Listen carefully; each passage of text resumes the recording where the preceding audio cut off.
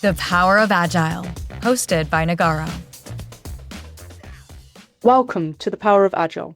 Today, we're diving into one of the most important questions facing organizations right now, and that is Agile enough for the age of AI?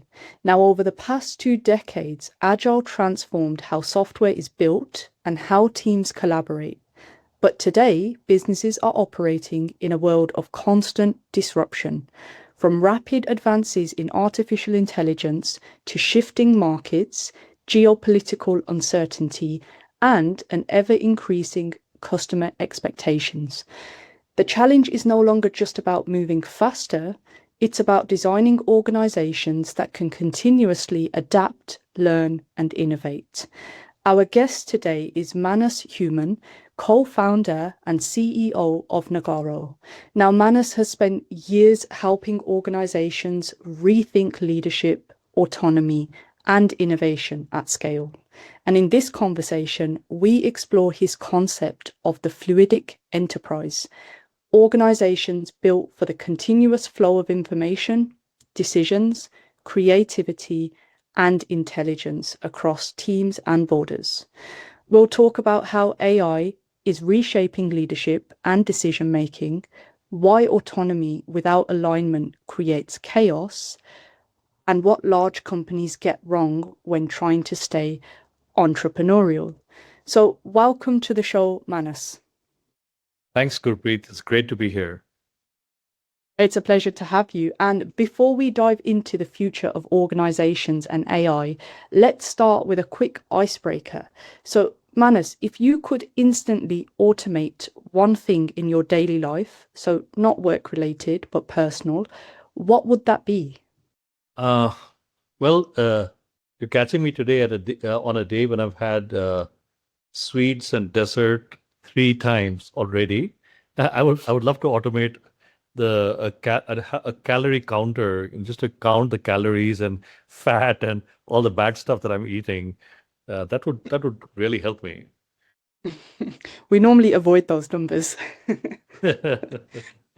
Yeah, great. Okay. Now let's talk about the future of organizations in the age of AI. So, Manas, you've helped grow Nagarro from a startup into a global company. I'm curious to understand, how has your thinking about organizations and leadership evolved along that journey? Well, I think it is an evolution, and it's not just an evolution about the thinking. It's also an evolution about the company itself, what stage the company is at.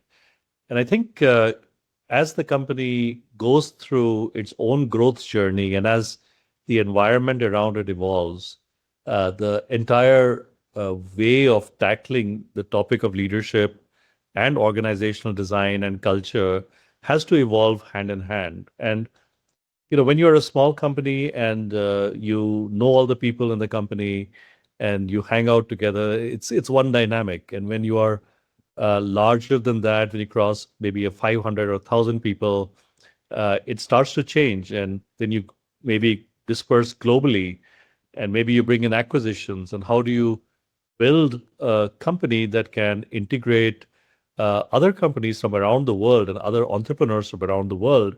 And once in a while, something like AI comes along, and you are trying to drive this broad-based change to reinvent the company, and then it needs a different kind of leadership. So I think the overarching principle is that you have to be constantly sensitive to what it is that where your company is at, and what the environment is at. And then all the different decisions you take have to be sort of consistent to respond to that environment and take you forward in the direction that you want to move forward. Absolutely. And it sounds like we really need to be adaptive given the AI-driven world we're operating in right now. And just bringing it back then, so Agile has obviously transformed how software is built. Why do you think organizations now need something that's beyond Agile? So first off, I'm a big fan of Agile, and Agile as a mindset it underlies a lot of the just-in-time and lean manufacturing kind of principles that Toyota came up with, and then in software and so on.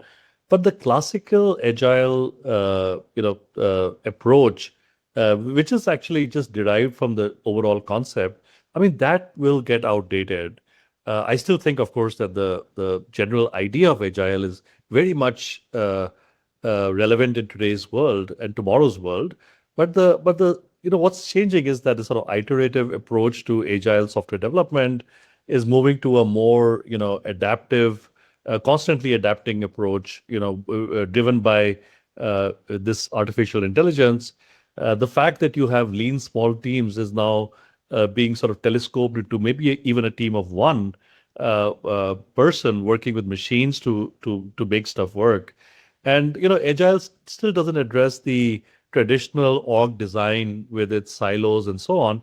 I mean, it moves some steps towards this, more of small team building. But the fluidic enterprise, as we see it, is the culmination of that process where the silos completely dissolve, right? So it is. I think agile is, as a very high level concept, is still relevant, but a lot of the practices of agile will probably change dramatically as we move towards this new era, which we like to call the fluidic enterprise, fluidic intelligence era.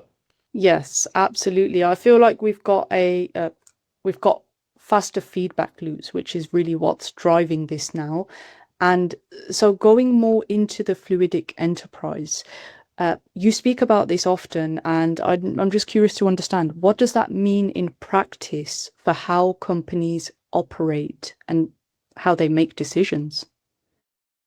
So I think the way to look at a fluidic enterprise, it's like an ideal, and then you work backwards from that to how we reach for that ideal. But the structure of the enterprise is very much driven by traditional org designs. And I think it was the Pacific Railroad where the first org chart was created, because the way to handle complexity is by creating these different silos, and each silo is led by someone with more context than the people who report to him or her, or has more experience. But the challenge is that the scope of control and the scope of management also means that there are other teams where there is no overlap, and there are these walls between teams, and then you have these dynamics where these silos become sources of power and friction, and the larger objective is, if not lost, it's at least somehow missed for the in the internal working of these teams. So the idea is that the fluidic enterprise is something that sets out to achieve something, and all the frictions on the way are addressed, and we say from friction to flow, but that could mean of course data and systems and processes, but also workflows and teams. And so I think it is an ideal, and you have to sort of look for the low hanging fruit of where are the greatest frictions, where can you address them most easily, and just try to find where the quickest bang for the buck is, but eventually keep moving step by step towards this ideal of the frictionless fluidic enterprise. That's kind of how we see it. Yeah, almost like address the low-hanging fruit first and then work your way upwards from there. Right. And so in that, how does AI change autonomy, decision making, and leadership within an organization?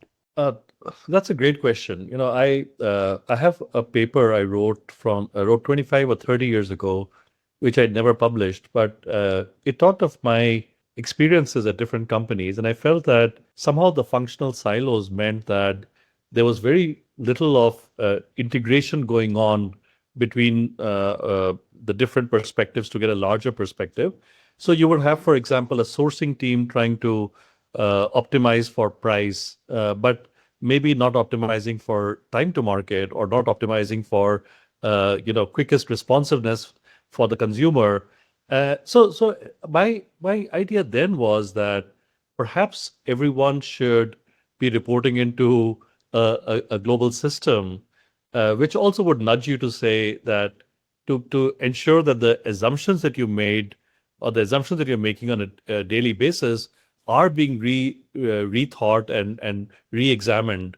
And and then, just 8 years ago, 7, 8 years ago, we built a tool called Ginger, which we use internally, which tries to get the overall context of the company, the personalized context, tries to answer the questions that you have, but also nudge you proactively. So that was the idea, of that. And that can sound, on one hand, it can sound rather dystopian, that, you're sort of hooked up to this large, AI. It wasn't AI fully, it was more machine learning at that time. But today, this big AI monster, or it can be that it's enabling you to do your job much better. Yeah, it's doing the heavy work for you, so you can really focus. So I think that autonomy, I believe, has to remain with the human being. There's no need for the human being to be a slave to AI, but the decision making has to be seen more of individuals getting supported in their decision making, but then also supporting a much more fluidic decision making across the org, and not so discrete, not so chunky as it used to be. Absolutely. So you're almost automating the tasks which are more routine based, so that you can put your mind towards decisions that require human intervention. Yeah, and I think in the best case, the imagination of each of the people in each company will be unleashed, and people will be just going from the more or less routine execution of tasks to really imagining what new products, what new ideas. It's like the industrial revolution, right? I mean, we just had so many more products flood the markets after that. I think that we may see something similar with AI in our organizations. Certainly exciting times ahead. And on the flip side of that, then, what are the common mistakes you see large companies make when they're trying to stay entrepreneurial as they scale? Well, we have tried to stay entrepreneurial as we scale, and the principle that we followed was that entrepreneurship cannot be in all dimensions, because then it's not really using the synergies of many people coming together to form a corporation or a firm. So entrepreneurship must be in some dimensions where it really adds value, while the rest can be, less entrepreneurial, more formulaic, without losing much.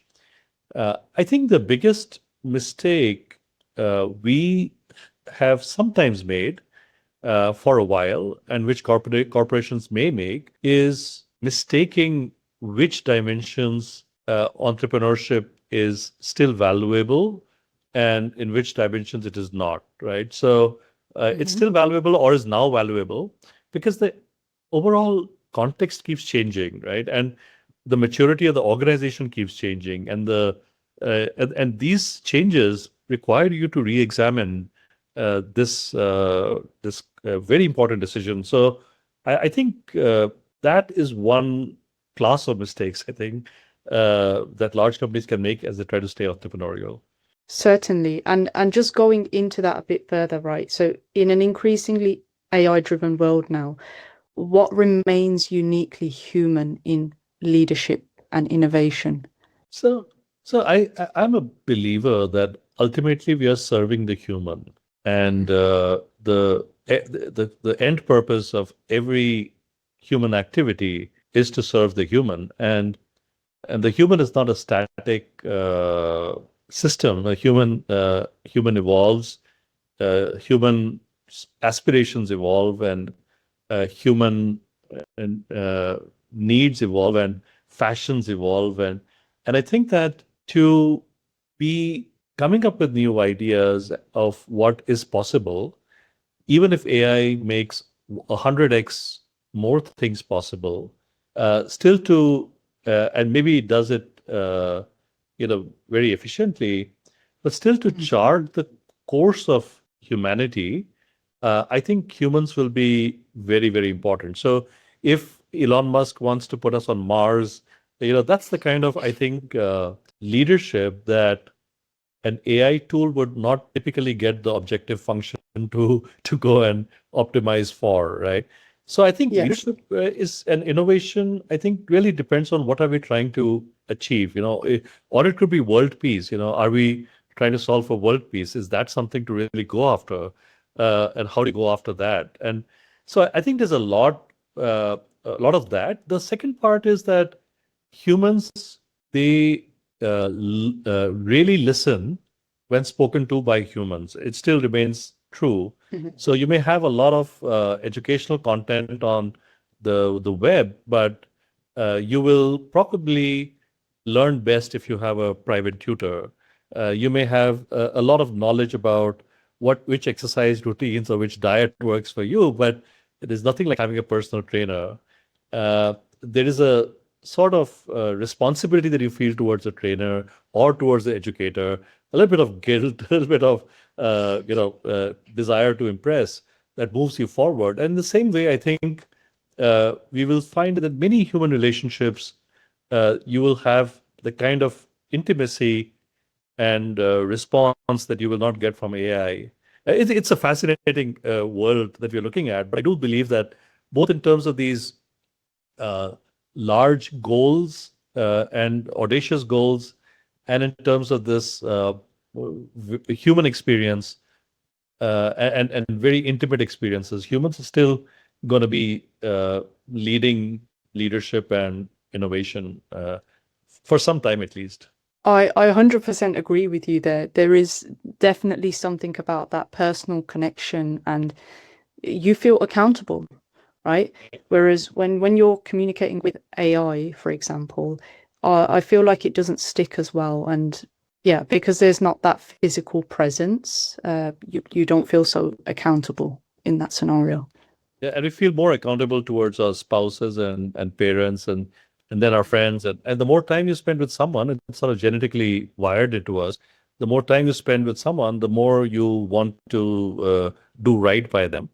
And whether it's your wealth manager or your whatever it is, right? So Yeah, I think that there's something to that. I think it's going to be a while before it's only AI. I think that AI will definitely play a big role, but there will be some significant human aspect for a long time. definitely. It's still to be developed further, though a lot of people feel threatened by AI. Currently, I think there's a long way to go with that. Final thoughts then, Manas. So, if you were advising CEOs today, what is one organizational change they should make immediately? Oh, that's a very important question. I think that for the fluidic intelligence to flow through the enterprise, or the fluidic enterprise to be realized, the importance of a person has to be decoupled from the hierarchy. And I've been a big proponent of this for a long time, but I just see that even more starkly as a very, very important point today, because the fluidic enterprise is even less hierarchical. And I think that while the hierarchy may be required to coordinate some decisions and some aspects of the enterprise, the cool work that we will do will be driven by this cross hierarchy, cross silo workflows. And so I think that if you hide all your, or if you, I think that there's a law called Parkinson's law, which says that people rise to their level of incompetency. So if you just make it such that all the bright people are rising up to levels of hierarchy where they are just running silos, I think that's the wrong way for the enterprise to go. So I think the one thing which I would say again is that we have to separate out the level of hierarchy from the importance of people, and make that really a big thing in our enterprises. Absolutely. It's a really interesting thought. Yeah, I agree.